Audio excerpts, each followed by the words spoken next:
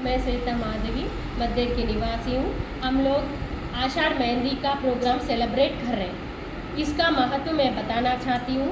पूर्वजों ने सुहागनों के लिए यह शुभ मेहंदी शुभ माना जाता है, क्योंकि गर्मी के बाद बारिश आता है। एक ही बार टेम्परेचर बढ़ के कम होने में शरीर के लिए अच्छा नहीं है।